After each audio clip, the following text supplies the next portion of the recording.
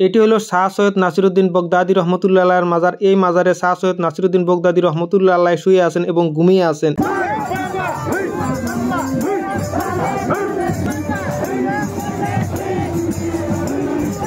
এলো আব্দুল আজিজ শিকদার, আব্দুল আলিম শিকদার, সাথে আছে আমার বাগনি রেজিনা হক, মানে হক সাহেবানি। এই যে হক সাহেবানি গাড়ি সারি পাইতাইছি না, যে গাড়ি কি সিঙ্গেল দেয় সেই গাড়ি আঙ্গুর কোনো দাম দিতেছে না, পুরপুর করে গেতে আমরা সব রিজার্ভ।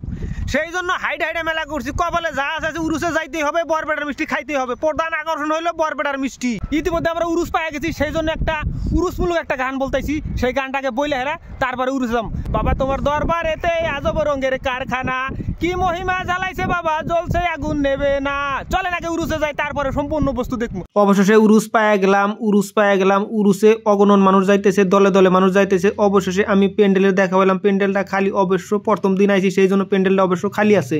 প্রথম দিন উরুসে আছি, সেই জন্য প্যান্ডেলটা খালি আছে। এই প্যান্ডেলের ভিতরে মানুষ ধরবো না, এত মানুষ হবো। প্রথমে আমি যাবো দুধসাগরের কান্দায়। দুধসাগরে যাওয়ার জন্য আমি রাস্তা দিয়ে একবারে আসি, খুব ভিড়, একদম পুরাদমে ভিড়। এটা হলো সেই দুধসাগর। এই দুধসাগরে আসার জন্য দেশের বিভিন্ন জায়গা থেকে মানচিত করে ছোট ছোট বাচ্চাদের এখানে এসে চুল কাটে এবং এই দুধসাগরের পানি দিয়ে গাও দেয়। বিভিন্ন জনে মানচিত করে এই দুধসাগরে আসার জন্য। আমরা এখন মাজারের দিকে রওনা দিলাম, মাজারের দিকে যাব, লাহে লাহে মাজারের দিকে যাব। এদিকে বর্তমান যিনি পীর আছে, সেই পীরের সাথে মানুষের দেখা করতেছে, মুসাফা করতেছে, ভক্তরা পীরের সাথে যা দোয়া নিতেছে। উরুস যে কয়দিন থাকবো এই ধরনের ভিড়ি থাকবো, এই ধরনের মানুষ যাব, পীরের কাছে যাব, পীরের কাছে দোয়া নিব। এই হলো মুসাফিরখানা। এই মুসাফিরখানায় বছরের যে কোনো সময় আসলে এখানে থাকতে পারবেন, এখানে খাইতে পারবেন, সম্পূর্ণ খরচা দিবে পীর সাহেব। এখানে কত মানুষ আছে, কিরকম ভিড় আছে, এখানকার শব্দ যদি শুনলেন তাহলে সে বুঝতে পারবে। এটি হলো শাহ সৈয়দ নাসিরউদ্দিন বগদাদী রহমতুল্লাহ আলাইহির মাজার। এই মাজারে শাহ সৈয়দ নাসিরউদ্দিন বগদাদী রহমতুল্লাহ আলাইহি শুয়ে আছেন এবং ঘুমিয়ে আছেন। বগদাদী সাহেব ইন্তেকাল করেছে 1935 সালে। এখানে তবরক রান্না হয় এবং এখানে সিন্নি রান্না হয়। এখানে অনেকজন মানুষের কাজ করে, কাউকে কোনো কিছু বইলা দেওয়া লাগে না। সবাই নিজের ইচ্ছা মতো কাজ করতেছে, সবাই ইচ্ছা মতো তার পরিশ্রম করে আছে, ইচ্ছা মতো তারা কাজ করতেছে। যখন চৌকা জ্বালানো হয়, একে রাহে 3 দিন চৌকা জ্বলে থাকে এবং 3 দিনে একে রাহে সিন্নি রান্না করে, 3 দিন একে রাহে খিচুড়ি রান্না করে এবং ভক্তদেরকে খাওয়ানো হয় এবং লোকজনদেরকে খাওয়ানো হয়। খিচুড়ি নেওয়ার জন্য দেখেন সুন্দর সুন্দর করে লাইন করে খিচুড়ি রাখিয়ে দিছে, কোন জায়গায় খিচুড়ি দেওয়া লাগবে, কোন জায়গায় নেওয়া লাগবে, এদিকে আলোচনার মাধ্যমে ওই জায়গায় খিচুড়ি নিয়ে যাব এবং ভক্তদেরকে খাওয়াবো। কতজনে বলে এই খিচুড়িটা যেরকম মজাদার এবং সুস্বাদু হয়, এই ধরনের মজাদার সুস্বাদু সিন্নি এবং খিচুড়ি কোনো জায়গায় পাওয়া যায় না। এখন আমরা রওনা দিলাম পীরবাড়ি। উরুস উপলক্ষে ভক্তরা কতটুক মোষ এবং গরু নিয়ে আসছে সেটা দেখার জন্য আমরা রওনা দিলাম। দেখেন কত বড় বড়, কত হিষ্টপিষ্ট, কত দামি দামি মোষ নিয়েছে ভক্তরা। উরুস উপলক্ষে বিভিন্ন মানুষের বিভিন্ন ব্যবসা করার জন্য এখানে আসে, বিভিন্ন জনে বিভিন্ন দোকান দেয়। দেখেন কাপড়ের দোকান, বিভিন্ন বোরকা, বিভিন্ন কোয়ালিটির বোরকা আছে, বিভিন্ন কালেকশন আছে, বিভিন্ন কোয়ালিটির বোরকা আছে এবং ফুলের দোকান আছে। কি নাই এই উরুসের, সম্পূর্ণ বস্তু পাবেন এখানে আসলে। এখানে আসলে অনেক কিছু দেখতে পারবেন এবং অনেক কিছু খাইতে পারবেন, অনেক কিছু মনোরঞ্জন নিতে পারবেন, অনেক কিছু ভালো লাগবে এবং ফুর্তি লাগবে। অবশেষে আমার ভাগ্নি কইল, মামা আমি কোনোদিন পাহাড়ে উঠি না, একটু পাহাড়ে ওঠার ফিল নিব, মামা আমাকে এই ব্যবস্থাটা করে দাও। অবশ্যই আমার ভাগ্নিকে বললাম ওঠো। ভাগ্নি আমার পাহাড় থেকে চুলচুল করে নাইমা গেল।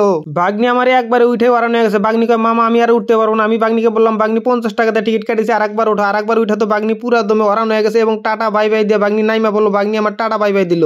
এটা আবার কি দেখলাম, ও মা পুরা দমে আসারাইতেছে। আসারাসকে রে ভাই, এত আসারাসকে, তোর রাগ উঠছে রে ভাই, রাগ উঠছে, বাড়িতে রাগ উঠছে। এই রাগটাকে তুই রুটির উপরে খাটাস, পরোটার উপরে খাটাস। ওরে ভাই আস্তে আস্তে মার, ফাইটে যাবো, সিরা যাবো।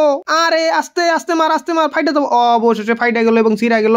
আঙ্কেল আপনি পরোটাটা পুরো করা করে বাঁচি থাকেন, আমরা আগে প্রধান আকর্ষণ বরপেটার মিষ্টি খাওয়া নই, তারপরে আপনার পরোটা নিয়ে যাবো। গরম গরম বাইজা আপনি রেডি করেন, পরে আমরা আসতেছি। এটা কত? 30 টা। এটা 100, এটা 200। এত বেশি হয় নাকি? বড় কত? 400 টাকা মিষ্টি। খাবি ব্যক্তি ওই জোড়ে। আমরা তো মোটামুটি ভাই চালাক, সেই জন্য সারা মার্কেট ঘুরতেছি, কোন জায়গায় কম পাবো সেটা খাওয়ার জন্য আমরা অপেক্ষা আছি। এদিকে মিষ্টি চাকা ভেগা হয়ে গেছে, আমরা তো অপেক্ষা আছি কোন মিষ্টি ভালো হবো। অবশেষে আমরা সিদ্ধান্ত নিলাম মিষ্টি ভান্ডার দোকানের নাম এবং কলগাছিয়া বরপেটা থেকে আসছে। এই মিষ্টি নাকি খুবই সুস্বাদু, খুবই মিষ্টি এবং খুবই টেস্ট এবং খুবই মজাদার। এই দোকানে 2 জন ভজন রসিক পুরা দমে খায় আছে। 100 টাকা দামের বরপেটার মিষ্টি 3টা অলরেডি তারা খায়া ফেলাইছে। আসলে তো মিষ্টি খুব সুস্বাদু, তার মুখ থেকে আগে শুনি, তারপরে আমরা সে মিষ্টি খাওয়ার জন্য রেডি হবো। কিরকম লাগছে? বড়িয়া। কিরকম? ফ্যান্টাস্টিক। কসে? হ্যাঁ পুরো ভালো লাগছে মিষ্টি। আমাদের বড় শিকদার আব্দুল আজিজ শিকদার সাহেব খায়া দেয়া পুরা দমে মজা করে সে বলতেছে এবং ছোট শিকদার আব্দুল আলিম শিকদার সাহেব পুরা দমে খাওয়া দেওয়ার পরে আর এক শিকদার সাহেব দই নিচে, মানে শিকদার সাহেব না, জেনারেল মানুষ। এদিকে আমার বাগনির মুখের হাসি পুরা দমে গুলগুলা খুশি, মানে সেই স্বাদ লাগছে আমার বাগনির কাছে। অবশেষে আমি খাওয়ার জন্য রেডি হলাম এবং খাওয়া দাওয়ার পরে আমি প্রতিক্রিয়া আপনাদেরকে আমি অবশ্যই জানাবো। একদম গ্রেট, ভালো হয়েছে মিষ্টি।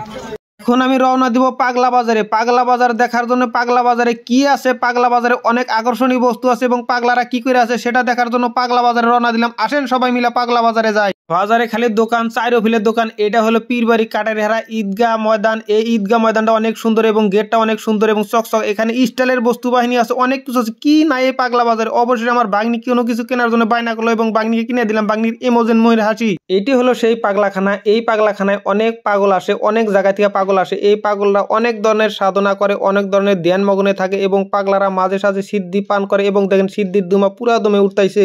এদিকে ভক্তরা পুরা দমে জিগির করে আছে, একদম পুরা দমে জিগির করে আছে। তারা জিগির করতে করতে কতজন হরান হয়ে গেছে এবং ঘাইমা চুরে গেছে, তথাপি তারা জিগির করে আছে। তারা একদম ভক্ত, তারা একদম পুরা দমে ভক্ত এবং পুরা দমে জিগির করে আছে। এখানে যে ভক্তরা থাকে, এই ভক্তরা এই 3 দিন উরুস চলাকালীন অবস্থায় তারা কোনো ভাত খায় না, শুধু সিন্নি খায় এবং ফল ফলসি খায় আর চা খায়। তারা কোনো ভাত সাত কোনো কিছু খায় না এই পাগলরা।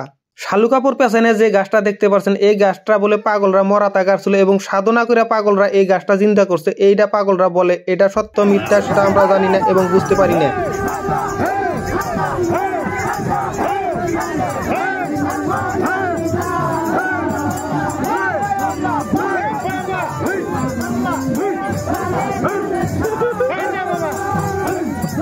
রাত অনেক হয়ে গেছে, এখন আমরা সিদ্ধান্ত নিলাম যে উরুসে আর থাকবো না, এখন বাড়ি চলে যাব। এই উরুসটা একদিনে ঘোরার সম্ভব না। এই উরুসটা যদি সম্পূর্ণ ঘুরতে চান তাহলে 3 দিনও ঘুরে এই উরুসটা ফুরাইতে পারবো না, এতটুক বড় এবং এতটুক এরিয়া।